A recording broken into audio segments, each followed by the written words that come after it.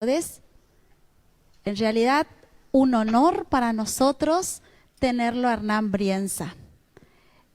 Esta Feria del Libro se viste de gala para tenerte, Hernán. Es el sueño de muchos mercedeños quien quería tener hoy aquí al titular del Instituto Nacional de Capacitación Política, el INCAP. No solamente por lo que representás, sino por tu gran apego a la historia. Algo que nos une específicamente es esto. Así que Mercedes en pleno te está esperando, quiere escucharte y quiere disfrutarte. Y desde ya te decimos que te celebramos inmensamente. Hola, buenas tardes a todas, a todos, a todos. Muchas gracias por tu presentación, muchas gracias por tus palabras, te agradezco mucho. Y bueno, aquí estoy para lo que necesiten, para charlar sobre lo que quieran.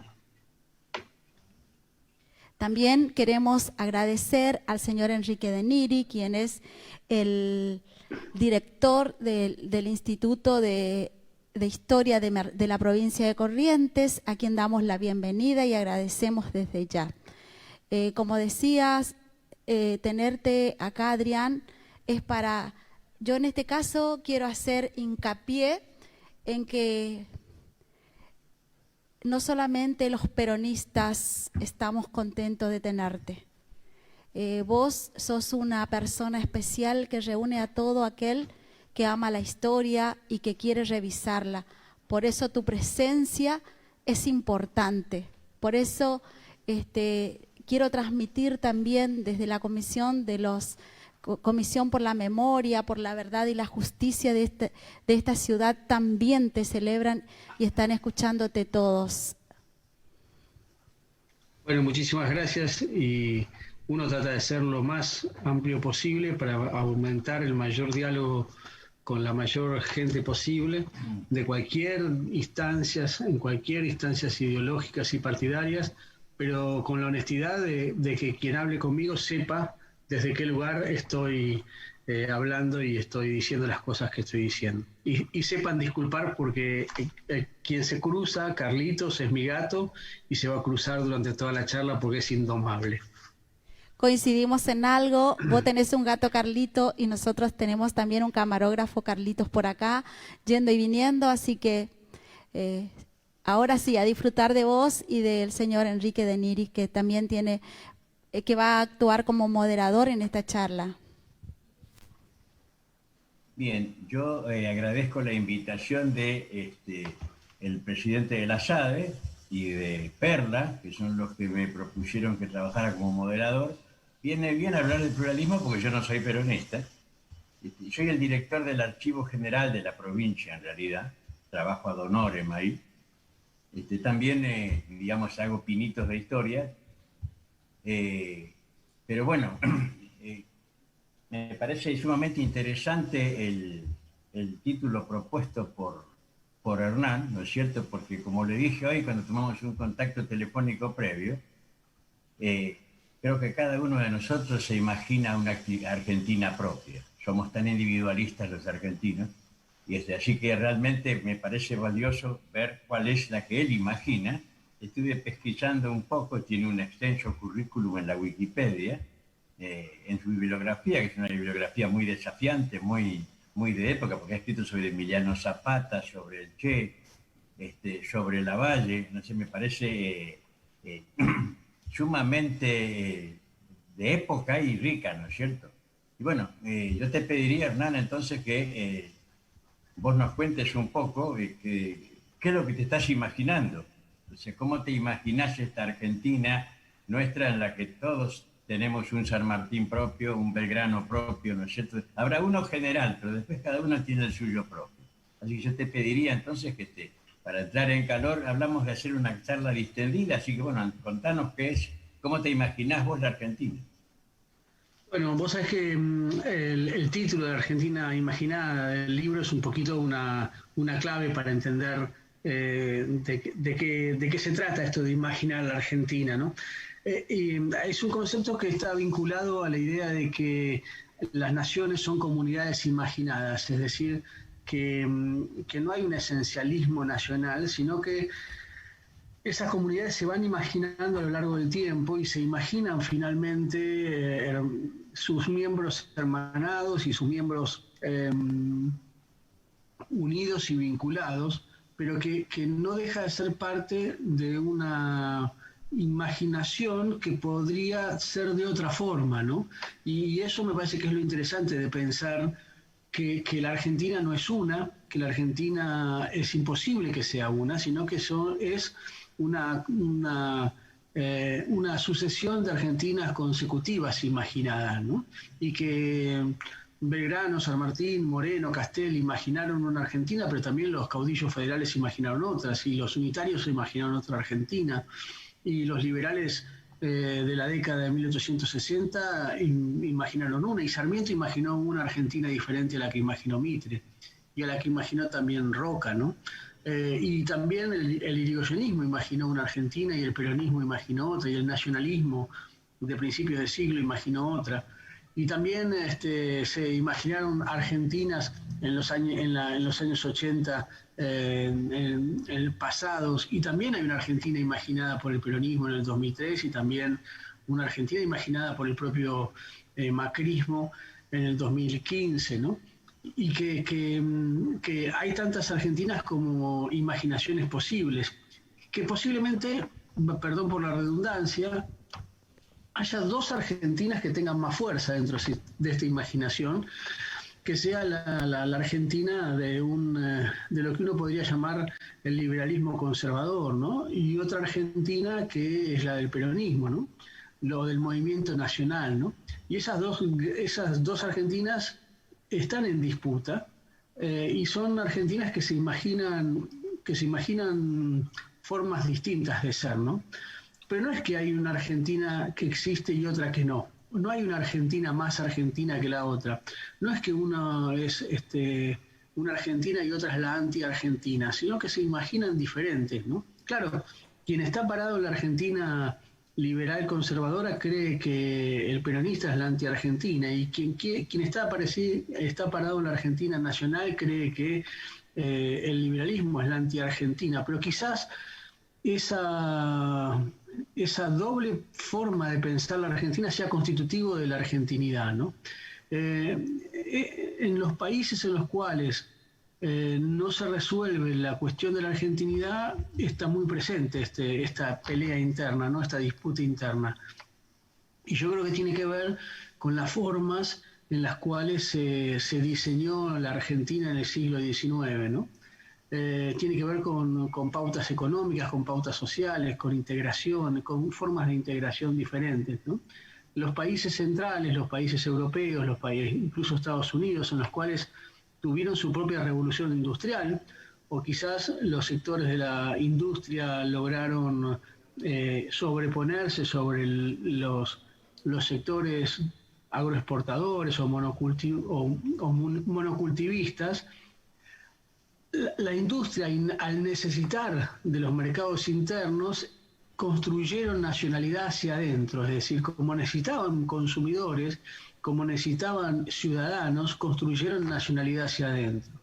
En cambio, creo que los modelos ligados al monocultivismo o a la agroexportación no necesitan el mercado interno, por lo tanto no necesitan crear ciudadanía hacia adentro, ¿no? Sus élites, quienes diseñan la nación, sus clases dirigentes, no necesitan consumidores, no necesitan trabajadores, necesitan solamente exportar aquellos beneficios de los recursos naturales, ¿no? Por lo tanto, su vinculación, su forma de pensar la nación está más vinculada al comercio exterior que al mercado interno, ¿no? Y eso hace que las formas de pensar esas naciones o de imaginar esas naciones sean contrapuestas y sean diferentes, ¿no? Y yo creo que hay que pensar con mucha profundidad cómo se puede articular una Argentina que contenga a esas dos Argentinas, ¿no? A esas dos imaginaciones de Argentinas, ¿no?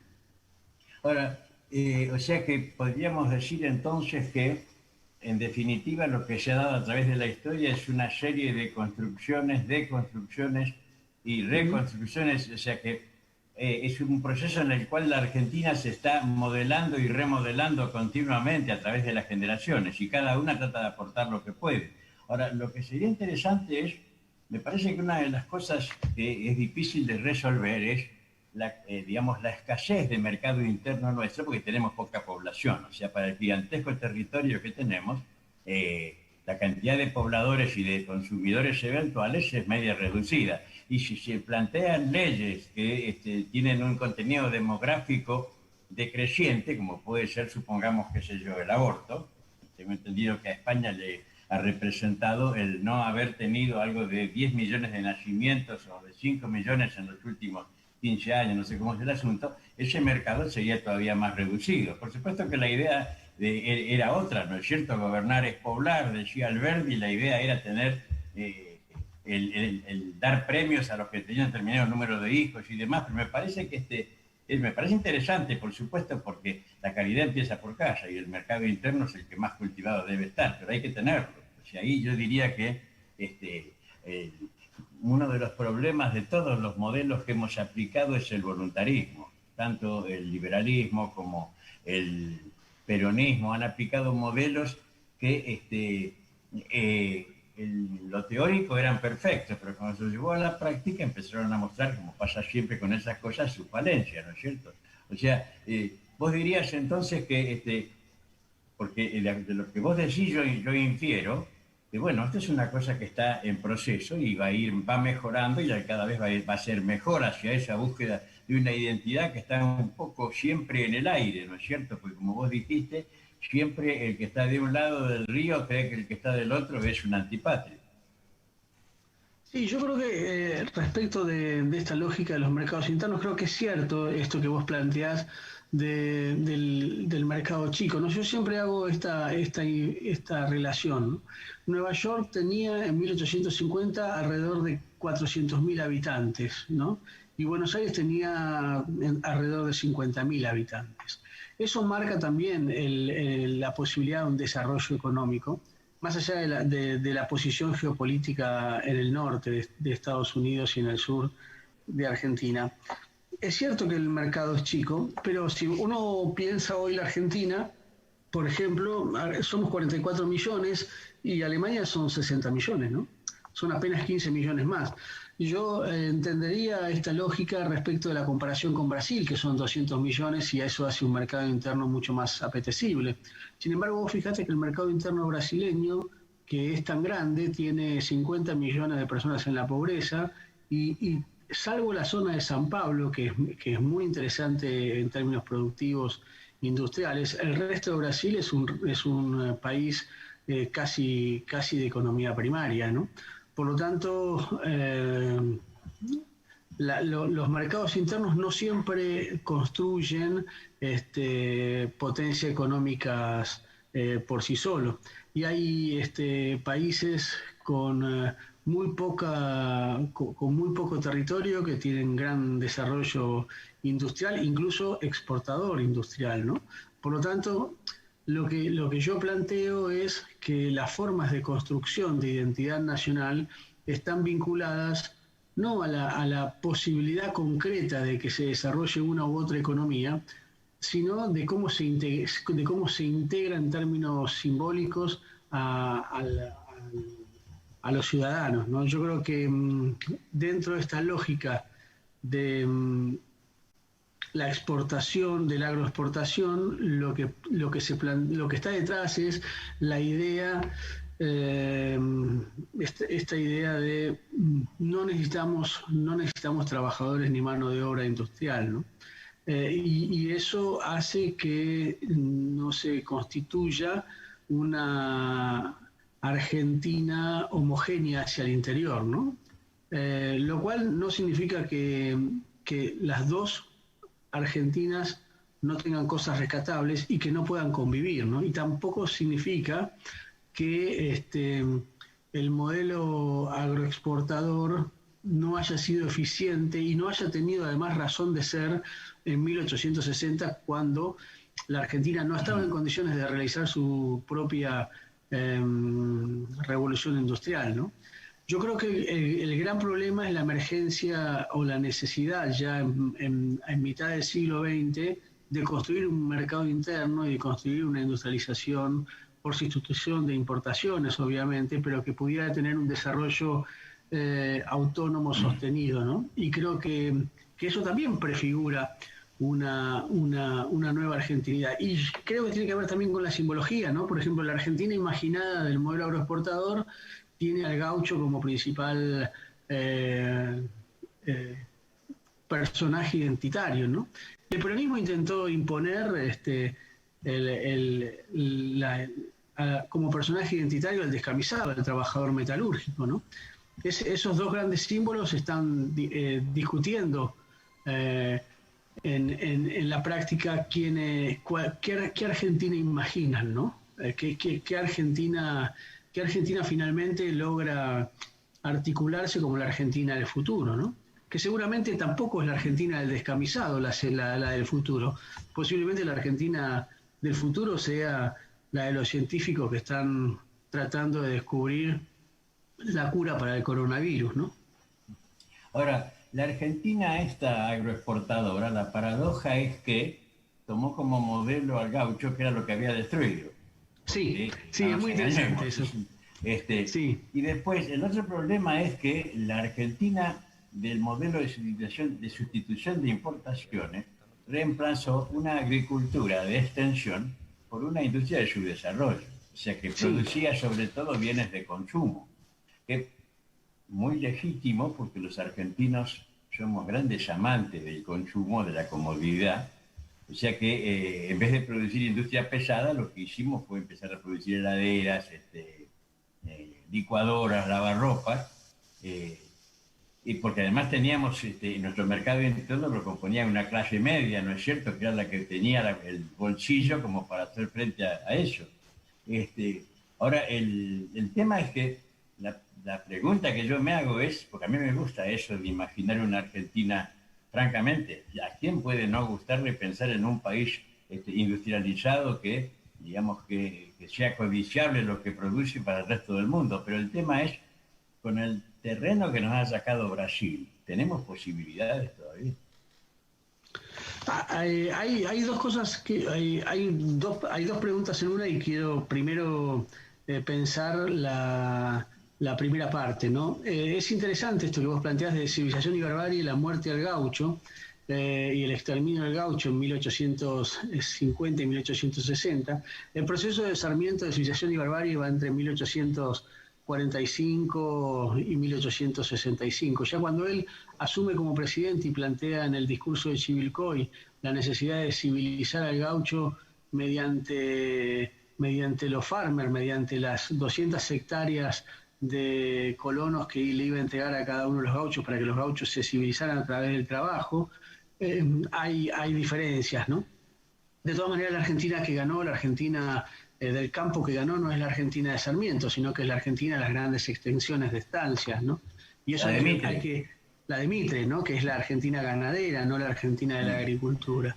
El país de las estancias. Exacto, por eso 50 años después, ya en 1910, porque en realidad el rescate de gaucho es en 1910, con 1913 uno podría decir el gran discurso de Lugones del payador, ¿no? Donde hace una exégesis del Martín Fierro y lo constituye como el héroe nacional al gaucho. Esa operación cultural está hecha sobre un gaucho que ya está convertido en peón, no sobre el gaucho montonero, ¿no? Es sobre el peón de campo. Y es un gaucho que es el gaucho Martín Fierro de la Vuelta, que ya está vencido, ¿no? Que ya pactó con el roquismo su ingreso al modelo económico. No es el gaucho Martín Fierro de la Ida, que es el que se va con los indios, ¿no?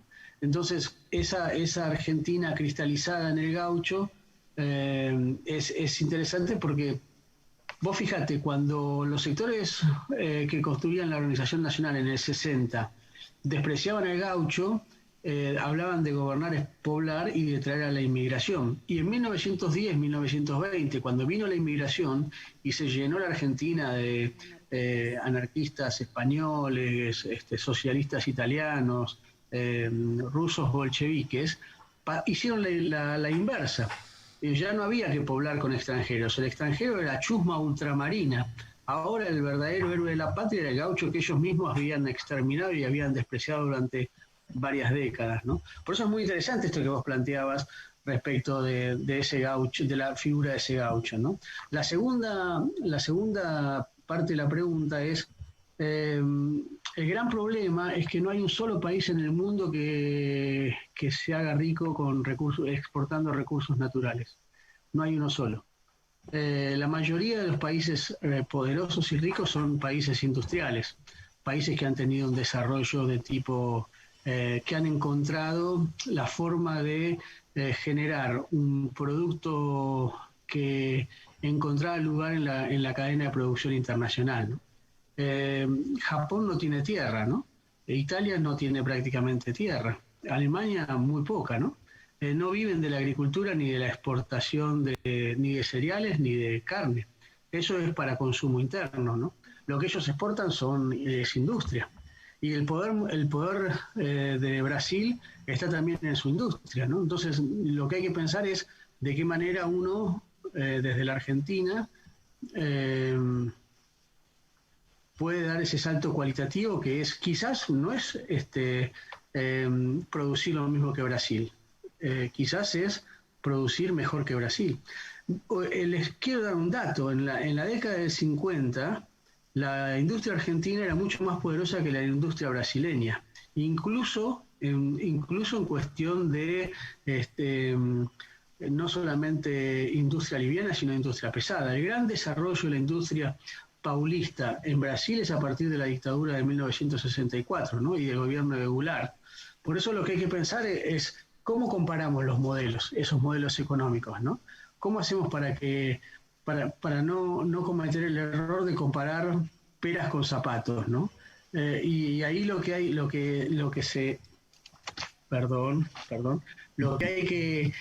que tener en cuenta es ese desarrollo, cuál es el desarrollo industrial que hoy nos conviene, ¿no? ¿Cuál es nosotros necesitamos un desarrollo industrial en el cual ensamblar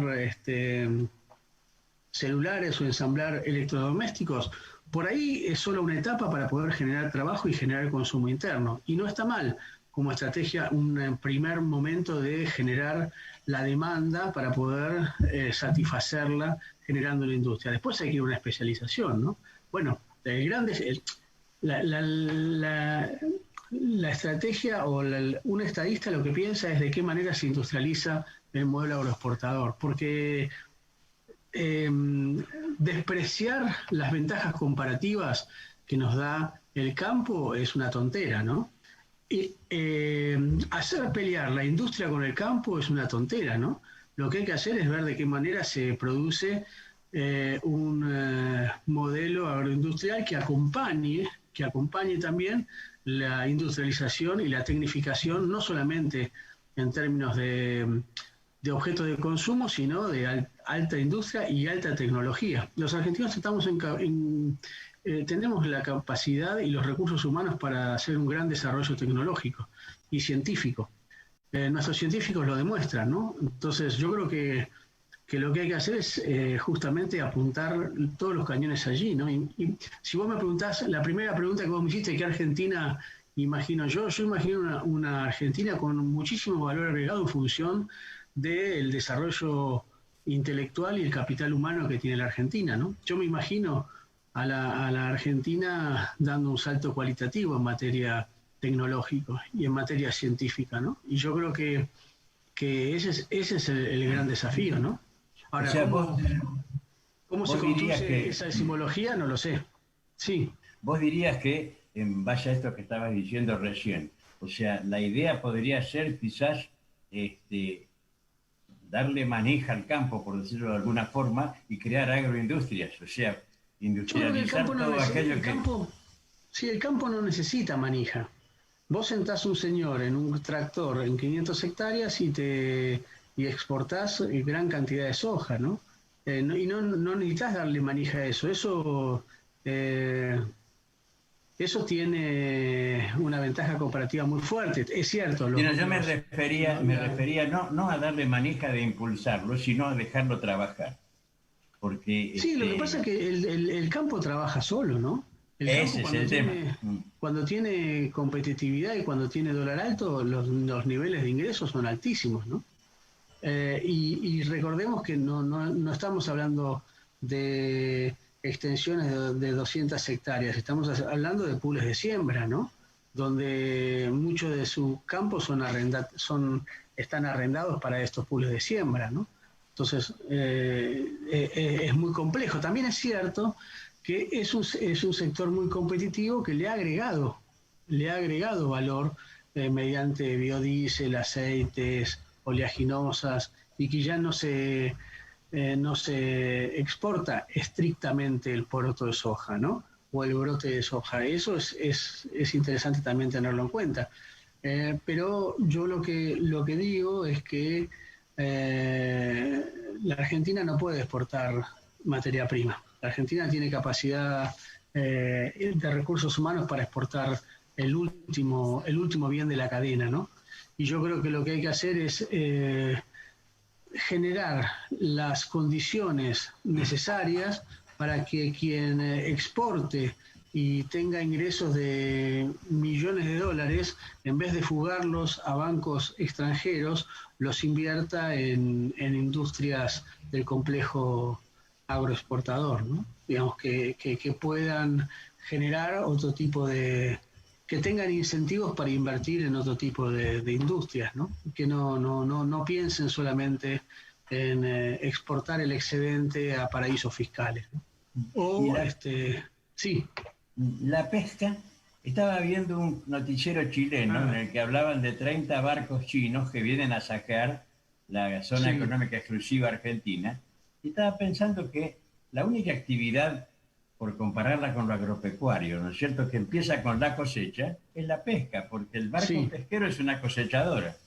Y Sí, cosecha algo que entonces para nosotros vos concebís también la pesca, porque somos un país que hace mucho tiempo le ha dado la espalda al mar, ¿no es cierto? Sí. Yo diría que medio desde siempre. Mi bisabuelo, que era muy criollo, él decía: con un pie en tierra cualquier cosa, pero el agua es peligrosa.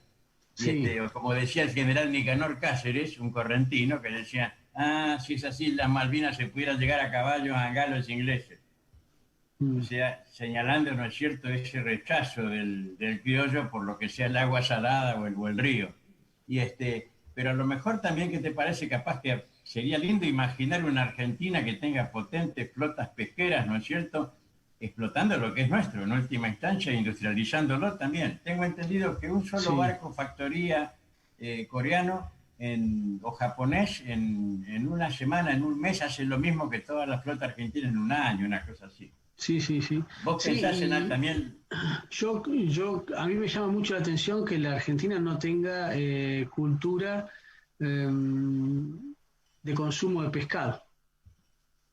Nosotros no consumimos pescado con el mar que tenemos y la plataforma marítima que tenemos. No, en la gran ciudad, por ejemplo, en Buenos Aires, no se consume pescado. No solamente no se consume pescado de mar, no se consume pescado de río tampoco. Pero el pescado de río uno podría entenderlo, pero que no se consuma el pescado de mar es llamativo. Y eso tiene que ver con que no hay una cultura, como vos decís, de mirar al mar. Y que no hay una reglamentación tampoco fija respecto sobre el control sobre lo que se pesca en la plataforma argentina, ¿no? Y yo creo que esa es una gran deuda pendiente que tenemos los argentinos. No O tenemos sea, capacidad de controlar nuestro mar, ¿no? yo me acuerdo que más o menos al comienzo de la década del 70 se empezó a tratar de imponer el pollo como en el paladar argentino. Mm, Porque el argentino no comía pollo.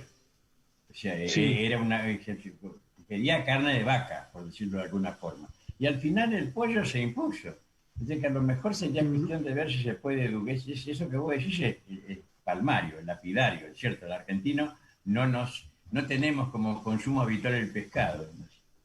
Pero capaz que se podría pensar en educar a la gente, en incitarla, en de alguna forma hacer que empiecen a consumirlo para que... yo me acuerdo de haber estado en el sur y que tenía que, por encargo, para comprar porque estaba prohibido pescar centolla, porque había un monopolio en Mar del Plata, no sé cómo era la cuestión, tenía que de contrabando pedirle a los que iban en los barcos a pescar que me trajeran una que yo se la pagaba. O sea que sí. O sea, ¿a vos te parece que ahora el pescado, no sé, me parece que hay países que tienen eso como un recurso principalísimo también? Sí, sí, sí. Lo que pasa es que para explotar, para hacer una explotación ictícola también hay que tener una explotación industrial, ¿no? Hay que hacer los barcos. Y para hacer un barco tenés que tener un desarrollo industrial altísimo, ¿no? Y yo creo que ese es el gran problema de la Argentina, que no tiene una construcción de un desarrollo industrial que te permita generar no solamente una flota ictícola, sino una flota mercante, ¿no? Y los puertos además no están en manos argentinas, ¿no?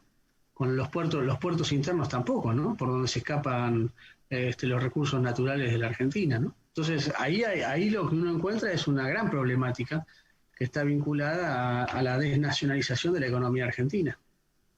Hernán, Sí, quiero traerte a las preguntas que me pedían que te haga, es dale. decir, traerte un poquito más acá y cómo ve la Argentina, esta Argentina con dos miradas, y ante la pandemia que se refleja y que se nota en las calles. ¿Qué reflexión merece estas dos Argentinas, como bien aclarabas,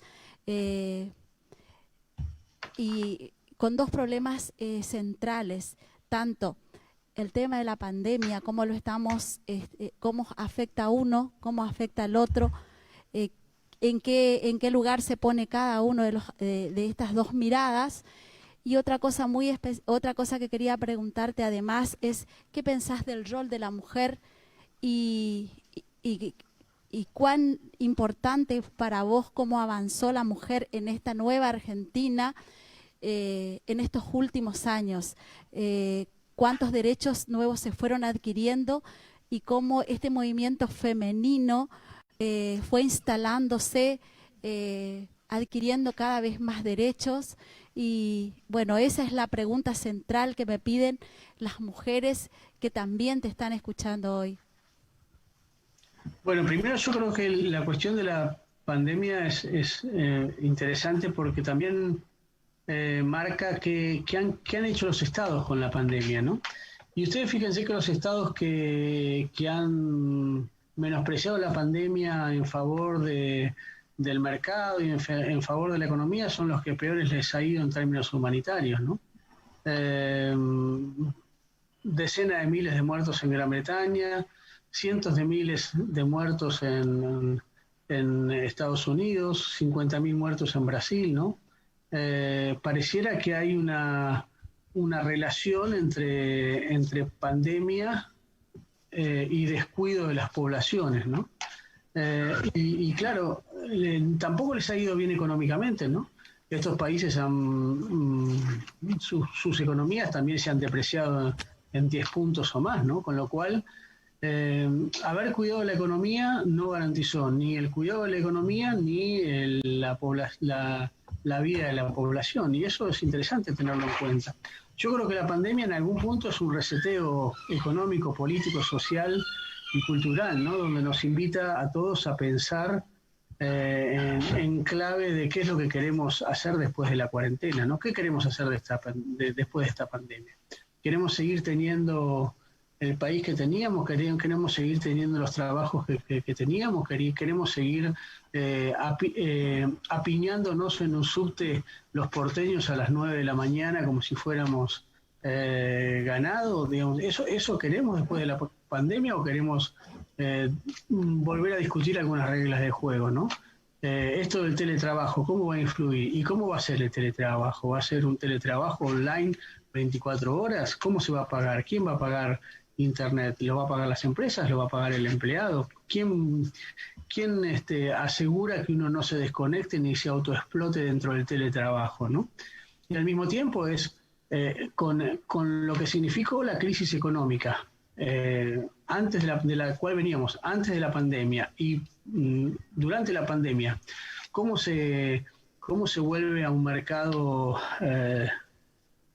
yo diría, de crecimiento, y cuál es el rol del Estado en esa situación de crecimiento del mercado cuando se largue la cuarentena, cuando se largue ¿cuál va a ser ese rol del Estado, ¿no? Me parece que eso también es interesante pensarlo. Y también pensar si hay algún tipo, si la solidaridad y el hecho de cuidarnos entre todos generó algún lazo comunitario un poco más fuerte, ¿no? Un poco más interesante que los lazos que teníamos, ¿no?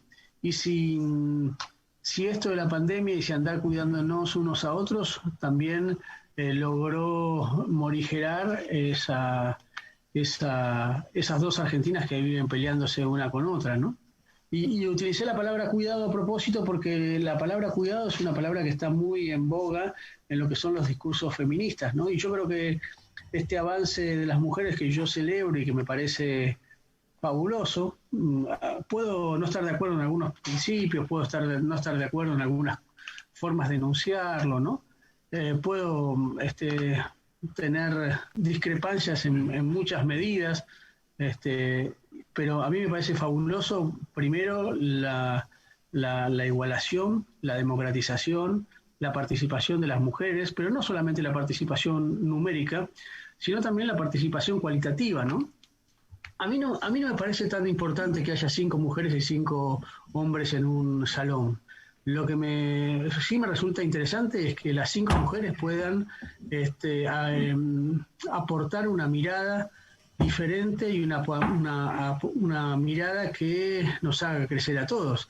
10 personas, 5 varones y 5 mujeres que piensen como varones, a mí no me interesa. Eso a mí me parece que es interesante el aporte que tiene la mujer para hacer a la política, para hacer a la sociedad, para hacer a la literatura, para hacer a todos los campos de la sociedad. Y yo creo que vuelvo a la palabra cuidado, porque la palabra cuidado es una lógica solidaria y una lógica de comunidad, ¿no? El feminismo habla mucho del cuidado, de las políticas de cuidado, ¿no? Y yo creo que eso es algo que los hombres no tenemos muy en cuenta, el cuidado del otro, ¿no? Somos más avasalladores. No significa que seamos malos, ¿no? Significa que somos quizás, y que no seamos solidarios, porque lo somos, y que no hagamos empatía, porque la hacemos. Significa que quizás estamos más acostumbrados a la pelea que al cuidado, y que además tenemos una forma de pensar el poder como una competencia fálica, cosa que las mujeres no suelen tener en cuanto no se conviertan en mujeres fálicas, ¿no? Y yo creo que la mirada sobre el poder que tiene la mujer o que aporta el feminismo, no la mujer, que aporta el feminismo, es una mirada mucho más interesante que la mirada de poder que tiene el hombre. La mirada de poder que tiene el hombre es una mirada que está vinculada a la imposición, que está vinculada a la fuerza, que está vinculada a la competencia. En cambio, la mirada de poder que aporta el feminismo está más ligada a esta lógica del cuidado, de la empatía y de la solidaridad. No significa, y acá me parece que es interesante, no significa que un hombre o una mujer sean diferentes por ser hombre o por ser mujer, sino que tienen lógicas diferentes, ¿no? Por supuesto hay mujeres fálicas, por supuesto hay hombres que conocen la empatía y el cuidado. No se trata de una cuestión biológica, sino de una lógica cultural. Y me parece que esa lógica que aporta el feminismo nos enriquecen a todos, ¿no? También quería preguntarte especialmente el rol de los medios de comunicación en estos tiempos y también qué aportan estos medios, qué aportan estos medios a estas dos miradas, sobre todo en el tema de la pandemia, atendiendo, como vos decías, al cuidado del otro. Entonces, la pregunta específica es, ¿cómo ves a los medios en estos tiempos en que debemos cuidarnos? Yo a los medios de comunicación los veo muy mal, pero los veo muy mal no solamente por la pandemia, los veo muy mal por la mayoría de las cosas que hacen, ¿no? A mí me parece que los medios de comunicación hace unos años ya que pasaron un límite que es el límite de la verdad, ¿no? Ya no están para informar, sino que están para operar y para mentir. Para un lado o para el otro, digo, con una intención o con otra, que no buscan informar a la gente o alertar a la gente de lo bueno y de lo malo, sino que simplemente están allí para hacer daño, ¿no? Y que la mayoría de los medios de comunicación masivos han entrado en una lógica desquiciante y desquiciada, ¿no? Y yo creo que la mayoría en los medios de comunicación están generando una interrelación comunicativa que le hace mucho daño a la sociedad, ¿no? De mucho enfrentamiento, de mucho odio, de mucha intolerancia, pero también de mucha desinformación, ¿no? De mucha vanidad, de mucha banalidad, de mucha superficialidad y al mismo tiempo de mucha, yo diría, de mucha generación de ignorancia, ¿no? Y a mí eso me preocupa mucho porque no hay posibilidad de discutir con la ignorancia, ¿no?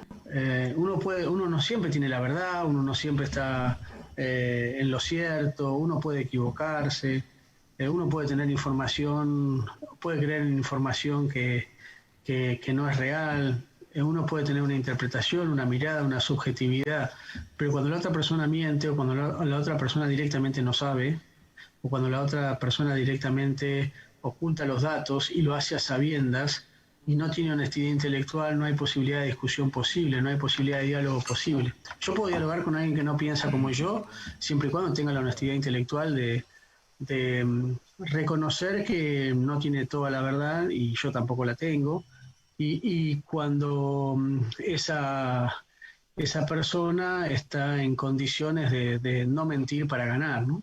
Ahora, si los medios de comunicación mienten solamente por una decisión política, es muy difícil ese diálogo, ¿no? Es muy difícil reflexionar sobre la mentira, ¿no?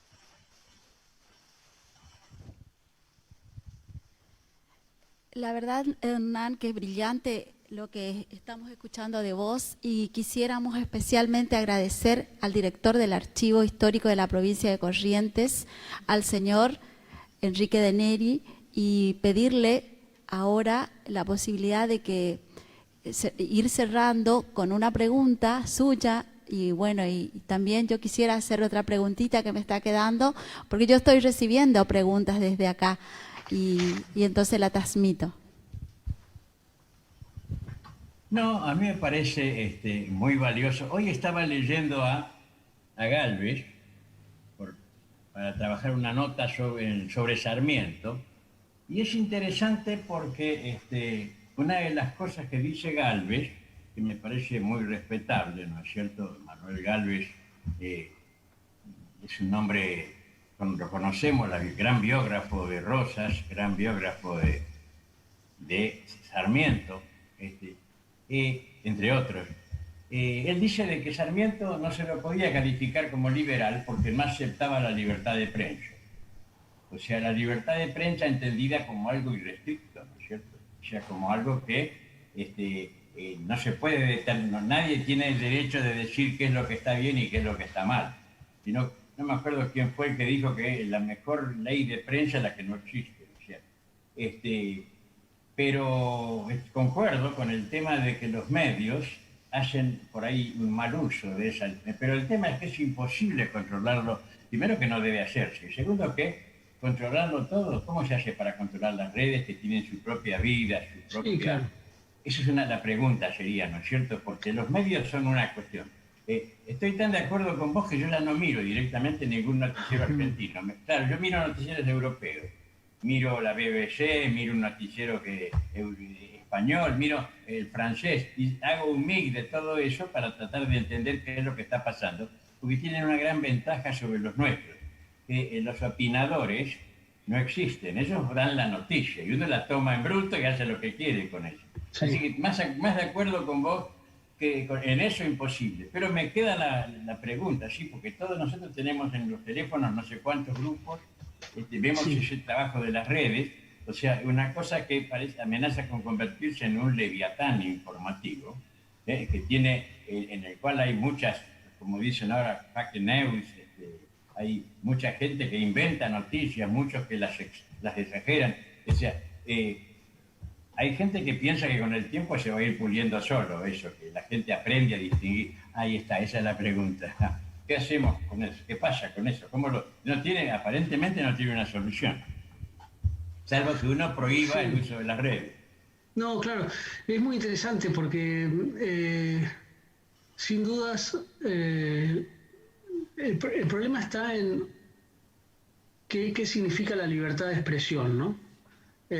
¿Cuánto hay de libertad de expresión con medios de comunicación muy ligados a empresas, ¿no? ¿Cuánto hay de libertad de expresión y cuánto hay de libertad de empresa, ¿no? ¿Qué libertad de expresión tiene el ciudadano común y qué libertad de expresión tiene el dueño de una empresa, ¿no? Y yo creo que ahí lo que hay que pensar es, hasta los años 90, el Estado era más poderoso que los medios de comunicación. De hecho, el principal miedo que tenían las sociedades civiles es la capacidad del Estado de acallar las voces. Yo lo que veo hoy es que el alto nivel de concentración económica y financiera de los medios de comunicación hace que peligre incluso la capacidad y la fortaleza del Estado, ¿no? Y que impide la mayor parte de las veces la voz de los ciudadanos, ¿no? Y yo creo que comparto esta idea de que en gran parte de las cosas no se puede hacer nada, pero es que no se debe hacer nada. Pero en otra parte considero que hay delitos que hay que tener en cuenta que un periodista no puede hacer. Yo como periodista no puedo mostrar las conversaciones secretas de Enrique de Neri con sus amigos. No tengo derecho, no tengo por qué. Eso es un delito, eso no es periodismo. Si yo tengo conversaciones secretas de Enrique con algo turbio, ponele, y yo utilizo esas conversaciones para decirte, mira Enrique, tengo estas conversaciones, si vos no me das tal cosa, o si vos no sacás tal ley, yo publico estas conversaciones y te quemo, eso no es periodismo, eso es extorsión. Entonces yo estoy de acuerdo con vos a priori de que la mejor ley de prensa es la no ley, pero también creo que el periodismo está cometiendo prácticas, está caminando al filo del delito. Cuando yo digo que, no sé, cualquier personaje está siendo investigado por tener cuentas ocultas en la ciudad de Córdoba y después se demuestra que no hay cuentas ocultas en la ciudad de Córdoba, ¿qué hago yo como periodista? ¿Puedo seguir diciendo lo que a mí se me antoja? ¿Puedo seguir ensuciando a la gente como quiero? ¿Puedo seguir extorsionando a la gente como quiero? ¿En qué momento la libertad de expresión a mí me convierte en un delincuente? Y esto que lo digo con mucha crudeza porque hice periodismo durante 20 años. Yo sé lo que es el periodismo. Yo sé cómo se trabaja dentro de los medios de comunicación. Por eso es que a mí me asusta mucho lo que veo en la prensa hoy, porque yo no lo había visto antes. No lo había visto en mi época de periodista. Entonces, hay que tener en claro esto. El periodismo, cuando hablamos de la libertad de expresión, no estamos hablando de un libre pensador que investiga, que saca a la luz negociados entre Estado y privados, donde estudia el autoritarismo estatal o los negocios corruptos entre empresas y Estado. Estamos ante un señor al cual le dicen, che, mirá este cassette que tengo, hacelo torta a tal ministro. Y el periodista se dedica a operar públicamente en contra de un ministro. Y además casualmente las denuncias siempre son contra políticas que no comparte ese medio de comunicación. Y cuando viene otro gobierno, o casualidad, ese medio de comunicación no denuncia absolutamente ningún caso de corrupción y ningún caso de extorsión. Y ahora nos tenemos que enterar 6 meses después del anterior gobierno que en realidad espiaban a todos. ¿Y por qué los medios de comunicación no informaban lo del espionaje en el 2017 y el 2018? ¿Lo informan ahora, 3 años después? Entonces, si yo siempre investigo al gobierno que pasó, pero no investigo al gobierno que está en trámite, no estoy haciendo periodismo, no estoy haciendo libertad de expresión, simplemente estoy haciendo grandes negocios económicos o grandes negocios políticos. Y eso a mí me da la impresión de que no debe ser el periodismo y que la libertad de expresión no está para generar actos delictivos. Eso a mí me genera muchísimo relajo moral, te soy sincero, Enrique, porque yo soy un hombre que no tengo miedo en decir cuál es mi identidad, qué pienso, cuáles son mis ideas, cuáles son mis gustos. Pero yo no opero, yo no extorsiono, yo no amenazo a nadie siendo periodista. Yo simplemente doy mis ideas. Ahora, cuando otra persona extorsiona, cuando otra persona opera, a mí me da mucha preocupación respecto de qué hacemos con el periodismo. La cuestión de las redes sociales es muy interesante, porque lo que te llega a vos por el celular también está operado desde una centralita telefónica con 300 tipos escribiendo mensajes todo el tiempo en contra o a favor de uno. A mí me pasó, yo trabajo en redes sociales y a mí me pasó que en los primeros años del gobierno anterior tenía todos los días una invasión de gente insultándome y amenazándome de muerte por mensaje de texto privado. Yo sé de lo que estoy hablando, Enrique, no estoy hablando de forma teórica. Sin embargo, esas centralitas tienen que ser controladas. Ahora, ¿cómo haces para manejar las redes? Bueno, yo creo que las redes no pueden manejarse, que las redes también son un espacio de libertad, pero el problema es que hay delito que se hace desde la comunicación, y eso es lo que hay que pensar, Enrique. Ahora, el problema es que primero tiene que haber alguna punición. O sea, si hay un delito, debe aplicarse una pena. O sea, si se prueba que esos espionajes son reales y se hicieron, los que los hicieron deben ser penados y cumplir, ¿no es cierto?, lo que les corresponda, porque las leyes están. No es que no haya leyes respecto a los delitos en materia de información, sino que nunca pasa nada. Aparece... No pasa nada porque se levantó calumnias e injurias. Y las levantó un gobierno peronista. Sí. Y esto es un problema porque un periodista tiene licencia para matar. Puede decir lo que quiera, sí, por supuesto. Sí, totalmente de acuerdo. Sí. El tema de las redes, y bueno, yo tampoco creo de que se las pueda educar. No, es muy profundo lo que vos planteás, Enrique. Yo por eso me puse serio, porque es muy profundo lo que vos estás planteando. ¿Cómo haces para que, por ejemplo, tu mamá, tu hermana, tu hijo, tu hermano, alguien te manda un mensaje diciéndote que Brienza tiene un perro verde? Te lo mandó tu mamá, te lo mandó tu hermano, te lo mandó tu mejor amigo a tu celular. ¿Cómo vos no vas a creer lo que te manda tu mejor amigo? Te dice que yo tengo un perro verde y vos le crees a tu amigo porque te lo acaba de mandar él por las redes. Esa lógica de credibilidad inmediata a la red social es un peligro, porque vos acaban de decir que yo tengo un perro verde. Bueno, yo te muestro acá que mi perra es negra, no tengo problema. Pero el gran problema es que imagínate que dicen algo terrible de vos, Enrique, en las redes, y se repite, y se repite, y se repite, y se repite. Y vos no tenés forma de defenderte. Es brutal, y yo creo que es un gran problema, porque te digo, una cosa es cuando eso surge espontáneamente, pero cuando hay centrales trabajando para ensuciar a Enrique de Niri, ya no estamos hablando de la libertad en las redes, ya estamos hablando de operaciones en contra tuya. Entonces, ¿por qué hay que garantizar que cualquiera pueda ensuciar a De Niri como quiera? ¿Qué hicieron esos para ensuciarte? ¿Y por qué tienen derecho a ensuciarte? Yo no te conozco, no sé, no te conozco personalmente, no sé, digo, pero ¿por qué yo tengo que pensar lo que me dicen de Niri solamente porque me lo mandaron por una red, que me lo dijeron por WhatsApp o Digo, es brutal la capacidad de daño que tienen las redes.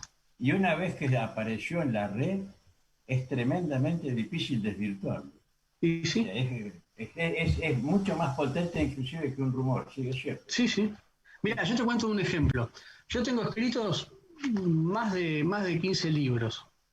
Si vos ponés Hernán Brienza en Google, lo primero que te aparece es una pelea estúpida que tuve con Fantino. 15 libros escribí, ¿eh? Algunos buenos, algunos malos, algunos regulares, como todo el mundo. Pero lo primero que sale, si vos googleás Hernán Brienza, es una pelea con Fantino. Las redes son idiotas. Las redes son idiotas y son muy injustas, ¿no?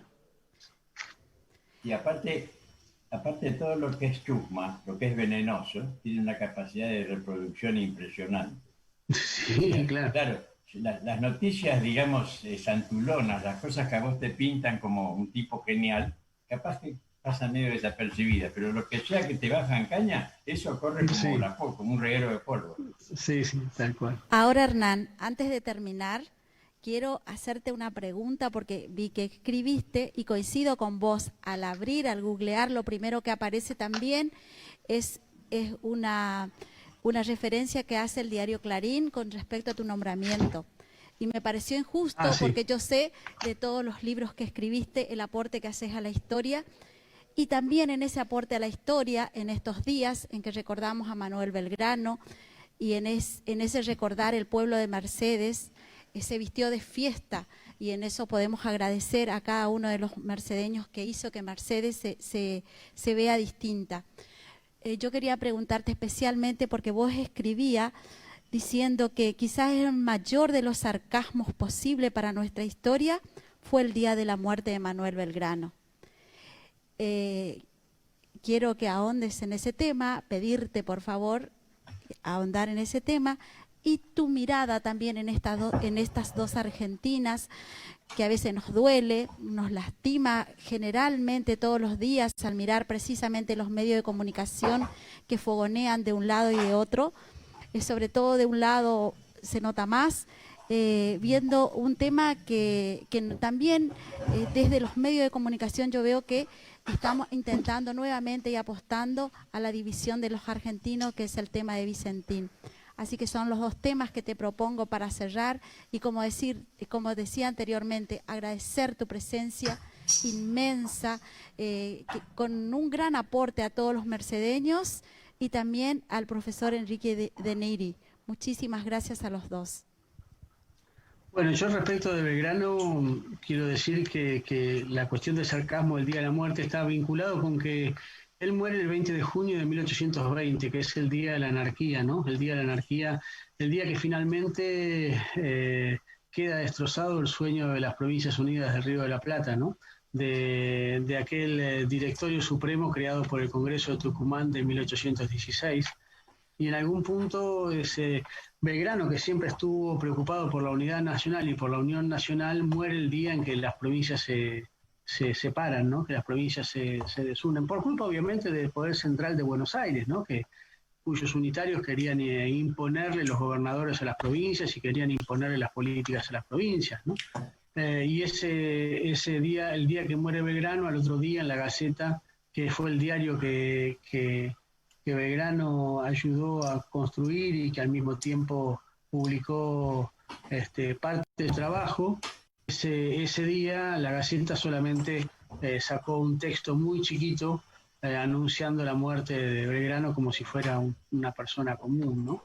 Y yo creo que eso es una gran ironía de la historia, ¿no? Y creo que Belgrano se merece un gran reconocimiento y se merecía un gran bicentenario. Pero otra vez hay algo de sarcasmo y de ironía en el cual el bicentenario de Manuel lo tenemos que pasar todos en cuarentena sin poder hacer el gran acto que Belgrano se merecía, ¿no? Yo no sé si no es el sino de Belgrano y no sé si no es el sino de la Argentina, esa imposibilidad belgraniana, ¿no? Y respecto de la división, yo creo que gran parte de la Argentina y gran parte de los argentinos tienen muchas menos ganas de seguir separados que los extremos y que los medios de comunicación, ¿no? Yo creo que ya está muy desgastada la lógica de enfrentamiento de los medios de comunicación.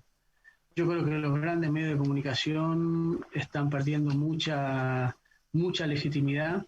Creo que hay mucha gente que ya no mira los grandes medios de comunicación. Creo que hay mucha gente que ya no lee los grandes diarios, que están reducidos a un pequeño círculo de personas, algunas muy alienadas, que prefieren morirse antes que obedecer a un gobierno, lo cual lo entiendo en un momento de dictadura, pero no lo entiendo en un momento de gobierno democrático elegido por la mayoría. Y creo que en ese sentido la invitación que uno tiene que hacer es de bajar un poco los humos, de reflexionar, ¿no? De pensar. Yo creo que hay 2 o 3 herramientas que son muy importantes, que una es la reflexión, otro es el autoconocimiento, es decir, saber que uno comete errores, y por último la empatía, ¿no? Ponerse en el lugar del otro. ¿Por qué el otro piensa como piensa, ¿no? Y yo creo que a la Argentina le está faltando mucho ejercicio de los 3. Le está faltando reflexión, le está faltando autoconocimiento y le está faltando empatía, ¿no? Y yo creo que hay que practicar esas 3 herramientas lo más posible, ¿no? Porque más allá de aquellos que ganan con la revuelta del río, perdemos todos con esa revuelta del río, ¿no? Entonces me parece que hay que parar la pelota, ¿no? Muchísimas gracias reiteradas a los dos. Como decía, engalanaron esta Feria del Libro, honraron con su presencia y mucha gente en Mercedes los estuvieron viendo y disfrutando de ambos.